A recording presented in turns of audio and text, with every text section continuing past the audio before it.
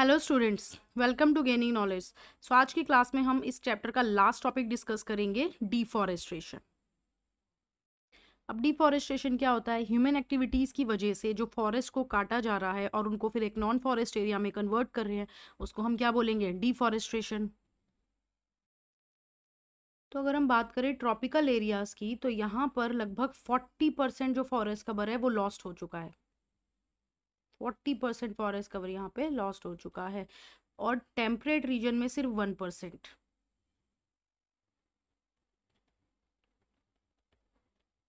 ठीक है, because productivity का लेवल यहाँ पर ज़्यादा है। ठीक है, तो फॉरेस्ट एरियाज भी यहाँ ज़्यादा है, तो इसलिए यहाँ पर ज़्यादा लॉस हुआ है। लेकिन अगर हम बात करें टेम्परेट की, तो यहाँ पर सिर्फ 1% ही है। हम अपने इंडिया की बात करें तो इंडिया में जो फॉरेस्ट कवर है 20th सेंचुरी में वो लगभग 30% है। ठीक है, इन इंडिया। और इस सेंचुरी के लगभग एंड में अगर हम देखें तो ये फॉरेस्ट कवर कितना हो जाएगा? 21.54% के आसपास। इतना कम जो है वो इस सेंचुरी के एंड में जो है वो इंडिया में फॉरेस्ट कवर हो जाएगा। इसके साथ में ही अगर हम नेशनल फॉरेस्ट पॉलिसी जो 1988 में आई थी, उन्होंने क्या बोला था कि जो इंडिया है उसमें 33% फॉरेस्ट कवर जो है वो प्लेन्स में होना चाहिए और 67% जो फॉरेस्ट कवर है वो हिल्स में होना चाहिए। ठीक है, तो ये नेशनल फॉरेस्ट पॉलिसी के अकॉर्डिंग था 1988 में जो बनी थी।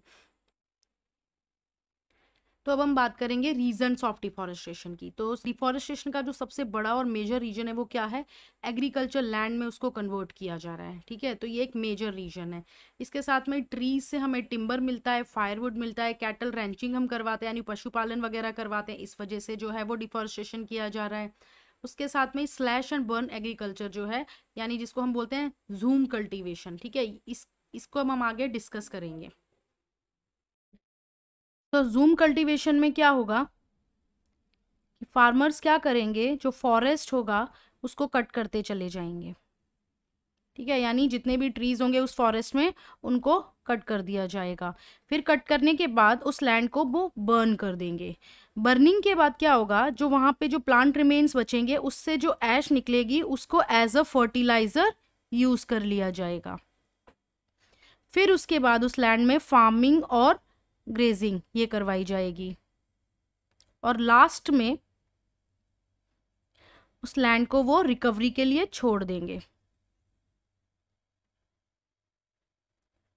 और ये जो जूम कल्टीवेशन है ये कहाँ पे होता है? नॉर्थ ईस्टर्न इंडिया में।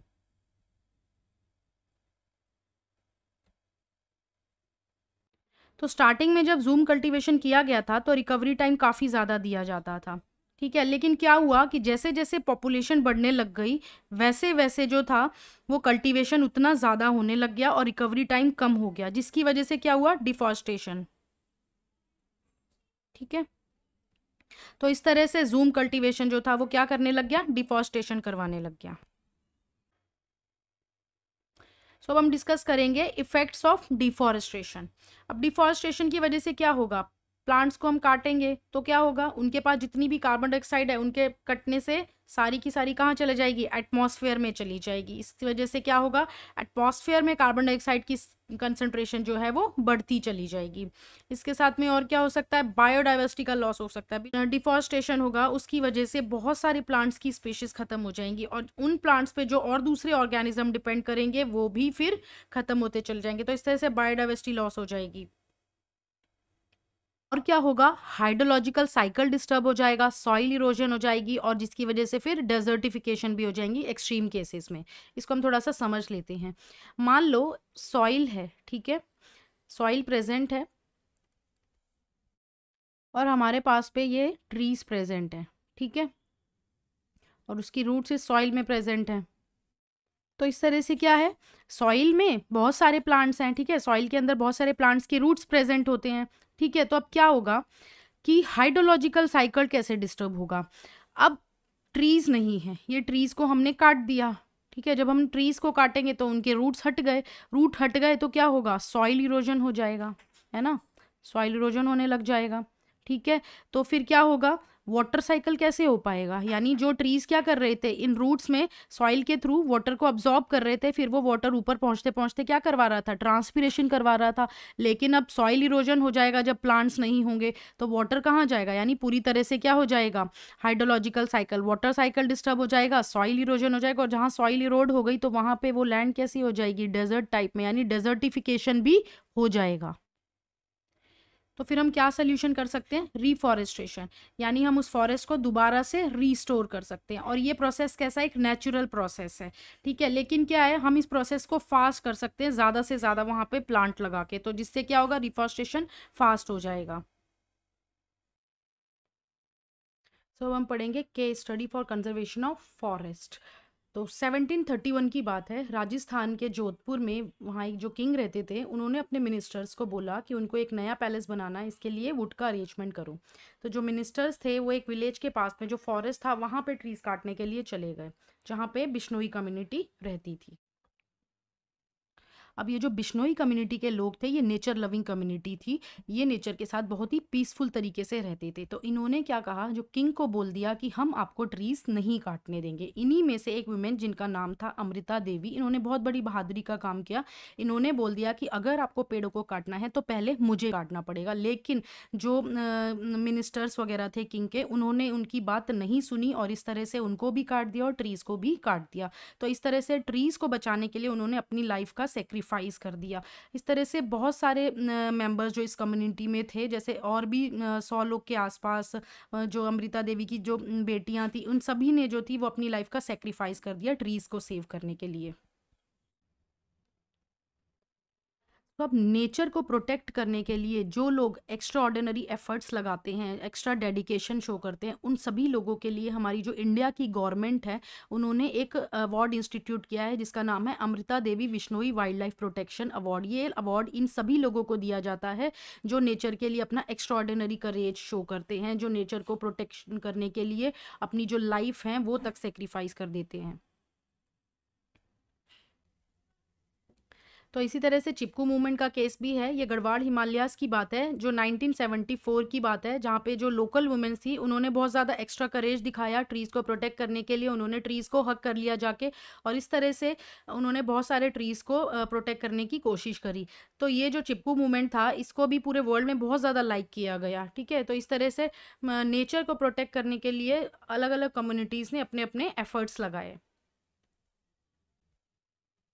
सो अब डिस्कस करेंगे जॉइंट फॉरेस्ट मैनेजमेंट, यानी जो इंडिया की गवर्नमेंट थी उन्होंने 1980 में ये कंसेप्ट लाया जेएफएम, जिसको हम बोलते हैं जॉइंट फॉरेस्ट मैनेजमेंट। इसमें क्या था, जो लोकल कम्युनिटीज़ थी उनको बोला गया कि फॉरेस्ट को प्रोटेक्ट करने में और फॉरेस्ट को मैनेज करने में आप हमारी हेल्प करो, जिसके बदले में हम आपको क्या देंगे, फॉरेस्ट से जितने भी जो प्रोडक्ट्स होते हैं वो हम आपको देंगे। तो इस तरह से फॉरेस्ट जो है वो भी कंजर्व हो जाएंगे एक सस्टेनेबल वे में।